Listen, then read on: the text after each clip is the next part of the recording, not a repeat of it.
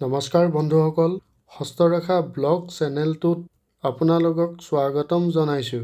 আশা কৰোঁ আপোনালোক সকলো সুস্বাস্থ্যৱান আছে। আহক আগবাঢ়ো, এই হাতখনক এনালাইচিছ কৰোঁ। এখন হাত এজন যুৱকৰ, তেওঁৰ বয়স 26 বছৰ, তেওঁৰ ঘৰ তিনিচুকীয়াত। জীৱনৰ প্ৰত্যেকটো মুহূৰ্তই তেওঁ জানিব বিচাৰে নিজৰ উন্নতি, কৰ্ম কাম, চাকৰি, ঘৰুৱা পৰিস্থিতি, এই সকলোবোৰ বিষয়লৈ তেওঁ জানিব বিচাৰে। তো আহক বন্ধুসকল আগবাঢ়োঁ। প্ৰথমে এই হাতখনৰ মুখ্য ৰেখাকেইডালৰ ওপৰত চৰ্চা কৰোঁ, মানে প্ৰধান ৰেখাকেইটাৰ ওপৰত। তো আহক। তো বন্ধুসকল, এইডাল আপোনালোকে দেখা পাইছে, এইডালক আপোনাৰ জীৱন ৰেখা বুলি কয়। এইডাল আপোনাৰ দেখা পাইছে জীৱন ৰেখা, মানে লাইফ লাইন, আয়ুস ৰেখা। বহুত ধুনীয়া। প্ৰায় 11-12 বছৰ বয়সলৈকে তেওঁ বহুত বিশেষ ভাল নাছিলে। কাৰণ কেলৈ মই সেইটো আপোনাক এতিয়া দেখুৱাম। কাৰণ কেলৈ ইয়াত দেখিছে অকণমান জালিনুমা টপ দেখা পাইছে। এইটো হৈছে আৰম্ভণি, কিন্তু ইয়াৰ পিছৰ ভাগৰডোখৰ আপোনাৰ খুব ধুনীয়াকৈ কেতু পৰ্বতলৈকে ৰেখাডাল গৈছে। বহুত সুন্দৰ। এটা সময়ত বেমাৰে আজাৰে বহুত আছিল, কিন্তু এতিয়াৰ পৰ্যায়ত তেওঁ বেমাৰ আজাৰ তেনেকুৱা একো নাই। তো মোটামুটি ধৰিবলৈ গ'লে তেওঁ আয়ুসযুত দেখা পাইছোঁ কমচে কম 75 বছৰ আয়ুস ধুনীয়াকৈ জীয়াই থাকিব পাৰিব। আয়ুস ৰেখাডাল খুবেই ধুনীয়া, খুবেই বঢ়িয়া। পিছত কোনো দুখ নথকাকৈ আয়ুস ৰেখাডাল দেখা পোৱা গৈছে। তো এতিয়া আহোঁ তেওঁৰ মগজ ৰেখাডালৰ ওপৰত। বন্ধুসকল, এয়া আপোনালোকে দেখা পাইছে, এইডাল হৈছে মগজ ৰেখা, যিটো এই চন্দ্ৰ পৰ্বতৰ ওচৰলৈকে আহি পাইছে। বহুত ধুনীয়া। ধনুডালৰ লেখীয়া অকণমান ভিৰ লৈও আছে। বহুত ধুনীয়া, ভাল। ভবাৰ চেষ্টা, নিজৰ সিদ্ধান্ত লোৱা, নিজৰ মগজেৰে কোনোবা বেলেগ কাম এটা কৰিব পৰা, অলপ কষ্ট কৰিব পৰা, তেনেবিলাক স্বভাৱ য'ত আছে আপোনাৰ দেখা পোৱা গৈছে।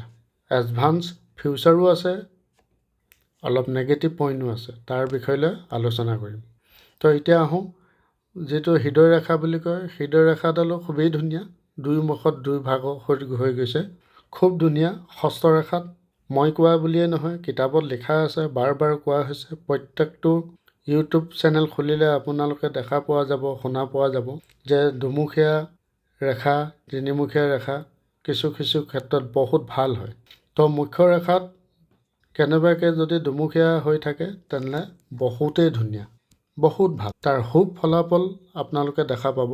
তেওঁ কৈছিলে যে বিবাহ কেতিয়া হ'ব পাৰে। মই বোধ কৰোঁ তেওঁ চাগে প্ৰেম কৰিয়ে আছে, কিন্তু বিবাহ খুব খুবেই ওচৰত চাপিছে। এয়া আপোনালোকে দেখা পাইছে। কমচে কম 28 বছৰ বয়সৰ ভিতৰত তেওঁৰ বিবাহ হোৱাটো নিশ্চিত। হাতৰ তিনিওডাল প্ৰধান ৰেখা অতিয়ে ধুনীয়া, খুবেই ভাল, বহুত সুন্দৰ। তিনিওডাল ৰেখাক লৈ পেলাই আপুনি জীৱনটো নিৰ্ণয় ল'ব পাৰে। জীৱন ৰেখা খুব ধুনীয়া হ'লে মানে আপুনি গম পাব তেওঁৰ স্বাস্থ্যটো কেনে অৱস্থাত যাব। নিজৰ লগত ব্যক্তিগত হিচাপে তেওঁ আন মানুহৰ লগত কেনে হ'ব পাৰে, কি পৰিস্থিতিত হ'ব পাৰে, এইবিলাক বস্তু আপোনাৰ জীৱন ৰেখাৰ লগতে চোৱা যায়।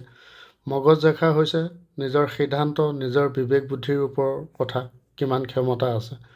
তাৰ লেখেটো বহুত ধুনীয়া। এতিয়া হাৰ্ট সম্পৰ্কীয় কথা যদি আমি কওঁ, এয়া হৈছে হাৰ্ট লাইন। হাৰ্ট মানে হৃদয় ৰেখা, বহুতেই ধুনীয়া। কিন্তু তলত আপোনালোকে যদি অকণমান চাই, অকণমান জালিনুমা যেন পাব। তো এইটো হাৰ্ট সম্বন্ধীয় বহুত ভাল বুলি নকয়, এডাল ৰেখাত যোৱাটো আটাইতকৈ ভাল।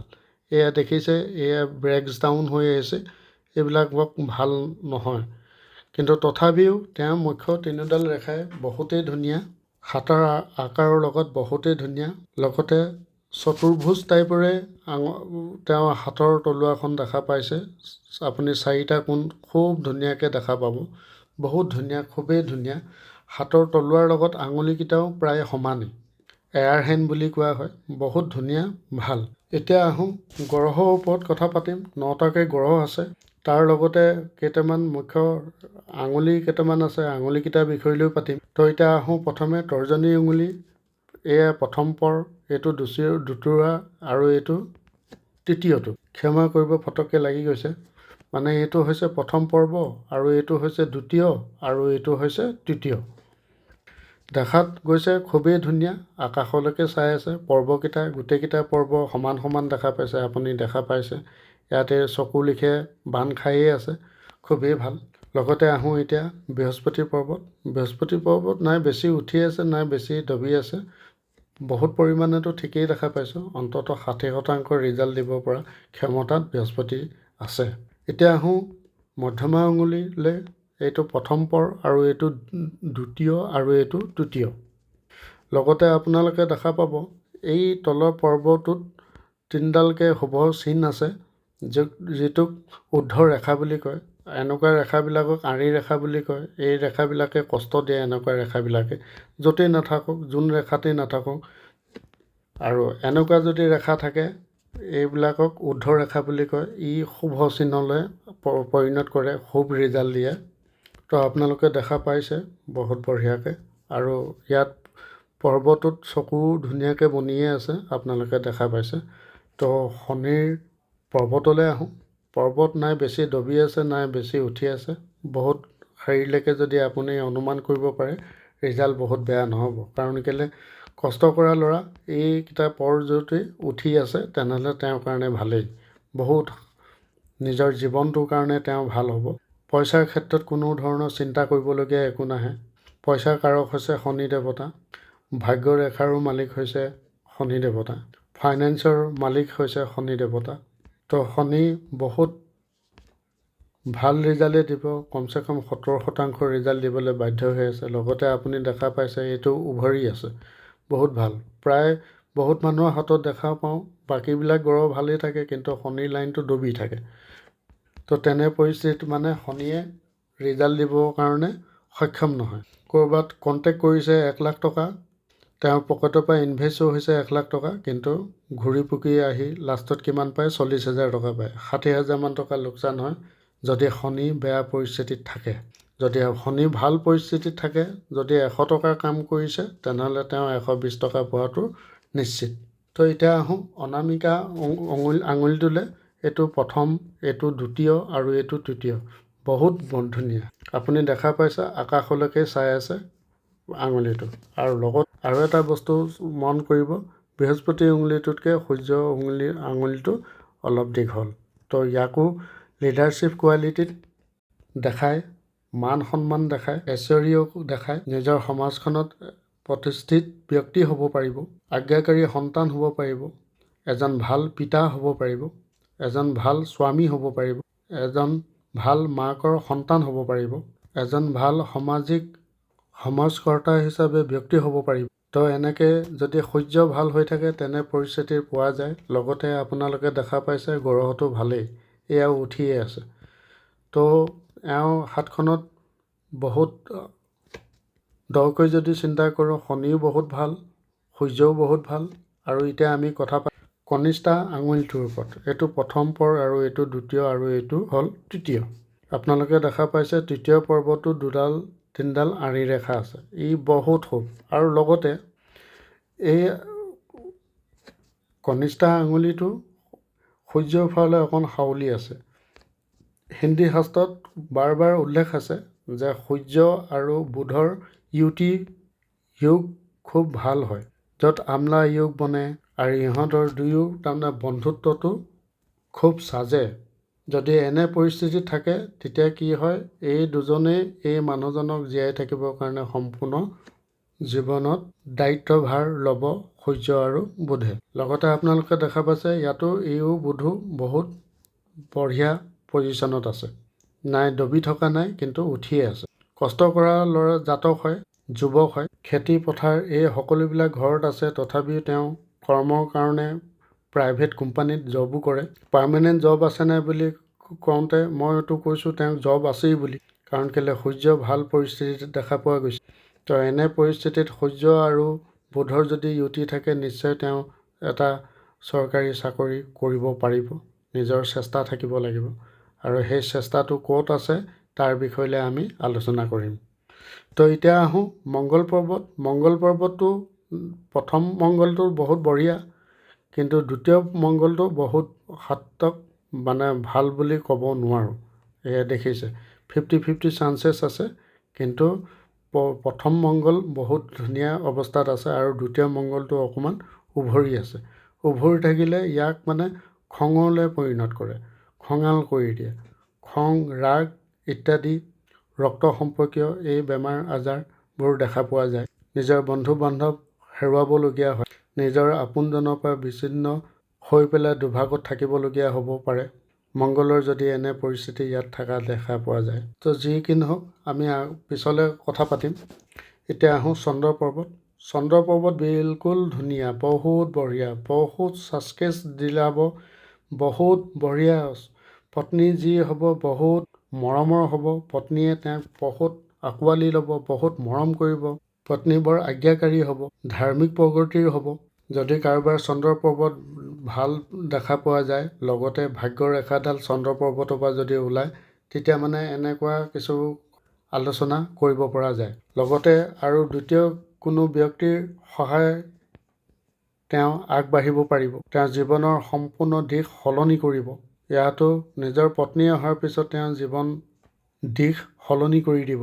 তো চন্দ্ৰ পৰ্বত ভাল হ'লে, চন্দ্ৰ পৰ্বতৰ পৰা যদি ভাগ্য ৰেখা ওলায়, তো তেনেকুৱা কিছু কথা বৰ্ণনা কৰিব পৰা যায়। এতিয়া আহোঁ শুক্ৰ পৰ্বতলৈ। শুক্ৰ পৰ্বতো বহুত হাতটাকটো মই ভাল বুলি নকওঁ, কাৰণ কেলৈ ইয়াত ঊৰ্ধ্ব ৰেখা যিমান আছে লগতে আঁৰি ৰেখাও আছে। এই ঊৰ্ধ্ব ৰেখাবিলাকে উন্নতিটোতো দিবই, কিন্তু বন্ধু এই আপোনালোকে দেখা পাইছে যে এই আঁৰি ৰেখাবিলাকে সমস্যাৰ সমাধান নকৰিব। এয়া দেখিছে এইবিলাকে তেওঁক অনিষ্ট কৰিব, তেওঁৰ নিজৰ ছেক্সুৱেলি লাইফত পিছত এফেক্ট কৰিব। কিছুমান কেৰেক্টাৰ বেড হেবিট তেওঁ পোহপাল দিব, যেনে মদ, ভাং, জুৱা ইত্যাদি। এইবিলাক ক্ষেত্ৰত তেওঁক ঠেলি দিব পাৰে। এনেবিলাক পৰিস্থিতি যদি দেখা পোৱা যায়, তো এনে গ্ৰহে ঠেলি দিয়া চান্সেছ বেছি থাকে। তো এজন এষ্ট্ৰলজাৰৰ ওচৰলৈ অহাও মূল কাৰণ হ'ল এইটোৱে যে এজন ভাল এষ্ট্ৰলজাৰে তেওঁক কেনেকৈ দিহা পৰামৰ্শ দিব, কোনটো দিশত দিলে তেওঁক ভাল হ'ব। তো ময়ো সেই হিচাপে এওঁক অলৰেডি মই জনাইছোঁৱেই। যদি তেওঁ মই কোৱা কথাকেইটা মানে, তেনেহ'লে তেওঁ জীৱনত জীয়াই থাকিবৰ কাৰণে কোনো ধৰণৰ অসুবিধা পাব নালাগে। আৰু যদি তেওঁ নামানে, যদি আজি কৰাখিনি অহা কাইলৈও যদি তেওঁ কৰিব বিচাৰে, তেনেহ'লে তেওঁৰ জীৱনৰ কাৰণে ধ্বংস নামি অহাৰ চান্সেছটো বেছি থাকে। এতিয়া আহক অঙুঠাটোৰ কথালৈ পাতোঁ। এইটো পহিলা পৰ, এইটো দ্বিতীয় আৰু এইটো তৃতীয়, তিনিটা ভাগত দেখা পোৱা গৈছে। এইটো পহিলা, এইটো দ্বিতীয় আৰু এইটো তৃতীয়, বহুত ধুনীয়া। লগতে সন্তান ৰেখাও চাই দিছোঁ। আপোনাৰ সন্তান দুটাকে ল'ৰা সন্তানেই আছে, চিন্তা কৰিব নালাগে। মই ইয়াৰ কনিষ্ঠ আঙুলি ইয়াত চাইছিলোঁ, ইয়াত মই কিন্তু ৰেখা দেখা নাপালোঁ, কিন্তু কিছু সংখ্যক এষ্ট্ৰলজাৰে ইয়াতো সন্তান ৰেখা চায়। তো ইয়াত মই যেতিয়া দুডাল দেখা পালোঁ, মই তেওঁক অলৰেডি ক'লোৱেই যে আপুনি চিন্তা কৰিব নালাগে, ল'ৰা সন্তান আপুনি নিশ্চয় হ'ব। তো এতিয়া আহোঁ আমি ৰাহু ক্ষেত্ৰলৈ। ৰাহু তেওঁ বহুত ভাল নহয়, কাৰণ কেলৈ এইডাল এডাল ৰাহু ৰেখাই ইয়াত ভাগ্য ৰেখা আৰু মগজ ৰেখাক দুইকৈ কাটিছে। তো কোনোবা এটা সময়ত তেওঁ অনিষ্ট হোৱাটো সম্ভাৱনা আছে, যদি তেওঁ কেৰেক্টাৰ চেঞ্জ নকৰে। যদি তেওঁ স্বভাৱবিলাকত কোনবিলাক মানে বেয়া স্বভাৱত তেওঁ এক্টিং কৰি আছে, কোনবোৰ স্বভাৱ তেওঁ এৰি পেলাই ভাল স্বভাৱলৈ পৰিণত হ'ব লাগে, মই সেইখিনি অলৰেডি তেওঁক জনাইছোঁ। কিন্তু মই এতিয়া বহলাই পেলাই ইয়াত কৈ দিয়াটো বৰ ভাল নহ'ব। যদি সেইখিনি তেওঁ কৰিব পাৰে, তেনেহ'লে এই সমস্যাই তেওঁৰ কাৰণে কোনো সমস্যাই হ'ব নোৱাৰে। এতিয়া আহোঁ কেতু পৰ্বতলৈ। কেতু পৰ্বতটো কিন্তু বহুত ধুনীয়া, নাই বেছি উঠি আছে, নাই দবি আছে, নাই জেং জাবৰ বুলিবলৈ তেনেকুৱা একো দেখা পোৱা নাই। কিন্তু আৰু এটা মন কৰিব, এই জীৱনৰ অন্তিম ভাগটোত ভি চিম্বলটাটো আছে, কিন্তু এইটো উল্টা হৈ আছে। তো মই ছাজেষ্ট কৰিছিলোঁ তেওঁক যে আপুনি শুই উঠাৰ পিছতে গা পা ধুই পেলাইহে খোৱা খাদ্য খাব। কোনোদিনা বাঢ়ি মুখত কোনো ধৰণৰ বস্তু আপুনি নাখাব। যদি খায় তেনেহ'লে আপুনি অকণমান গ্ৰহ নক্ষত্ৰৰ পৰা নেগেটিভিটি পাব। তথাপি এইটো শুভ চিহ্ন বুলিয়ে মই তেওঁক কৈছোঁ যে আপুনি পাৰিলে মানে পৰিষ্কাৰ হৈ থাকিব, আপোনাৰ কাৰণে খুবেই ভাল। এতিয়া আহোঁ বন্ধু বান্ধৱ, এইডাল আপুনি যিডাল ধৰিছে এয়া হৈছে আপোনাৰ ভাগ্য ৰেখা, মানি লাইন। এইডাল গৈ পেলাই ইয়ালৈকেতো আহিছে, নিশ্চয় আহিছে, কিন্তু ই কেতিয়া আহিছে? চন্দ্ৰ পৰ্বতৰ পৰা। কিন্তু খুবেই ধুনীয়া পৰিস্থিতি দেখা পোৱা গৈছে, দেখিছে? কোনো ধৰণৰ বেলেগ ৰেখাই কটা নাই, এবাৰেই যি কাটিছে এই ৰাখুৰ ৰেখাডালে, য'ত আপোনাৰ মগজ ৰেখা আৰু আপোনাৰ ফ্ৰেট লাইন, তাৰমানে ভাগ্য ৰেখা দুয়োকে কাটি পেলাই তেওঁ আগুৱাই গৈছে।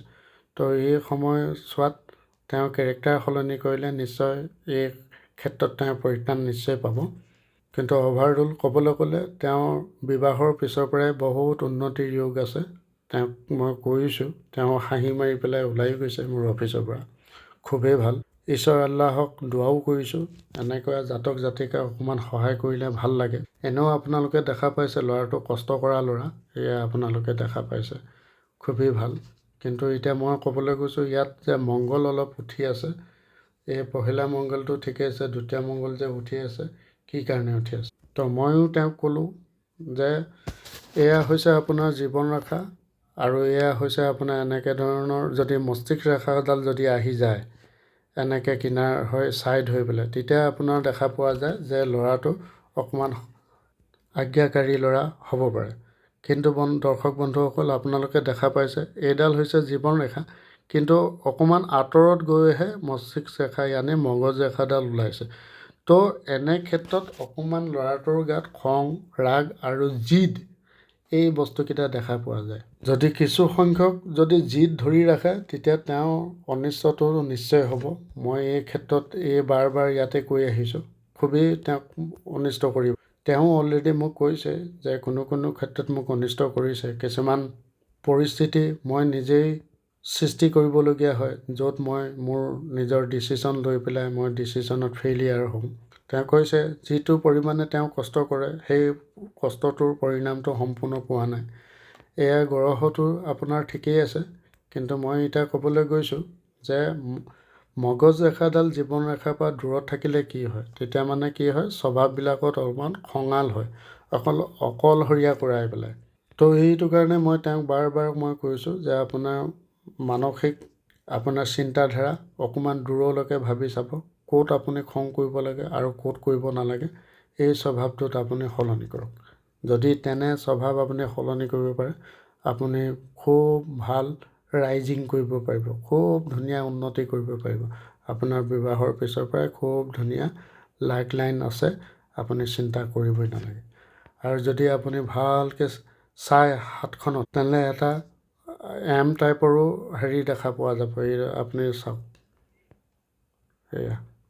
তো এইটো এমৰে এটা আকৃতি বনি আছে, ইও খুবেই শুভ লক্ষণ।